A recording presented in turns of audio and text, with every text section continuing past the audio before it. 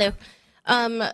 Before we begin, I would like to ask you, or Ms. Ekchian, you wrote out an email calling my complaint and my daughter's complaint rhetoric.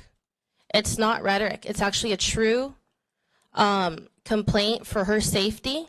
And unfortunately, a lot of this, our complaint has gone or has been now turned into something where we are anti-LGBTQ.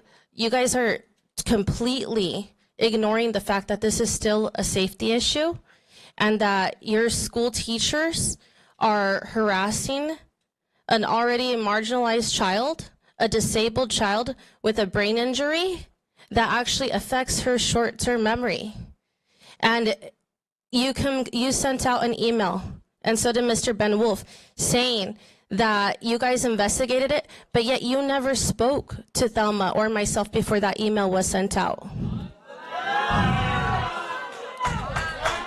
So before we begin, I would like you to tell us, you said that you're going to clear up the social media issue.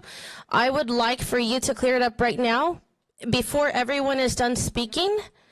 And I want you to tell my daughter, look her in the eyes and tell her whatever lie it is that you think you're going to say at the end of everything, just like a true gaslighter. And I've never met you personally, but that is actually the definition of gaslighting. A person complains and tells you, because this is not our first complaint to GUSD about the situation. We continue to complain. You have a large audience here of both sides, and they, just as much as us or whatever, if there's some separation between the two parties, we both need transparency. And you need to stop lying to your LGBTQ community as well, that this is an anti-LGBT or anti-transgender, because it's not. My daughter mentioned a young girl's name, or she mentioned a name, and she's actually really great friends with that kid.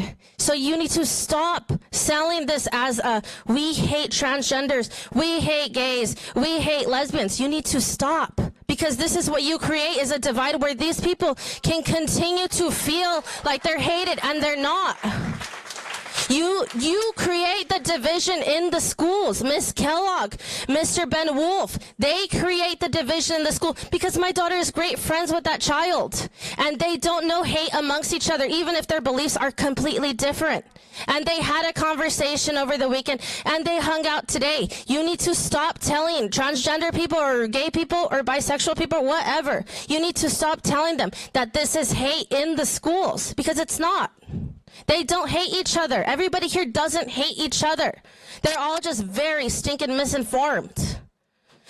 You're saying that there are no men inside of the locker room? That's false. There are also boys, and I know the boy's name. And I will not say it here because, to respect to him and his parents, but I definitely will tell a trusted, unbiased person this kid's name if you guys keep on trying to gaslight parents.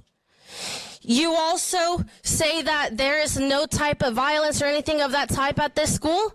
Well, I actually have the video of a young girl, female, being beat up by a transgender boy, but you guys are not saying this to the public. You say that you give us transparency, but did you also tell the parents? Because I know I got surprised when my daughter came to me with a school assignment where she, a special needs child with a brain injury, needs to write down an explanation of sex, including transgender sex, lesbian sex, any type of sex, to an 8-year-old. What exactly do you think you're going to do with that explanation of a teenager? So for an 8-year-old child, what are you going to do? And why didn't any of the parents here, gay, transgender, or straight parents, why didn't we get that notice? Hey, you know what? We're going to be teaching your kid to write about an 8-year-old, to rewrite sex for an 8-year-old. Why have, oh no, it's not a rumor, honey. It's not. Oh, groomers, yeah, that's definitely groomers. I would like for you to clarify this. I would also like the teachers to be put in some type of, they should be in trouble for calling my daughter intolerant, bigot, and transphobic, because that is hate speech. You do need to respect Christian values. Whether you're a Christian or not, You need to respect it, and you need to stop lying and stop gaslighting parents of whatever walk of life they are. You need to stop. And you need to stop lying, because then we have children such as my daughter and her best friend or her friend that now think that they should hate each other because you have created this. There's no reason for it. So please clarify that right now, whatever lie it is. Thank you very much for speaking as well.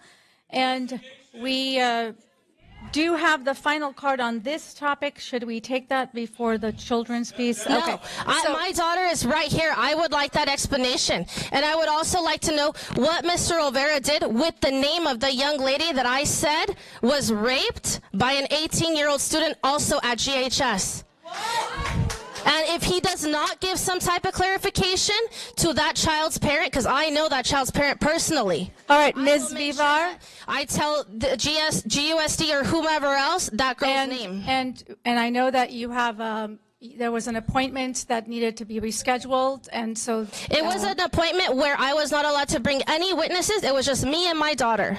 And I'm not going to go to something where it's just me and my daughter and there's no witness. And so we will continue, we will follow up, and the next speaker is Tony Passarella. And thank you for coming, and thank you.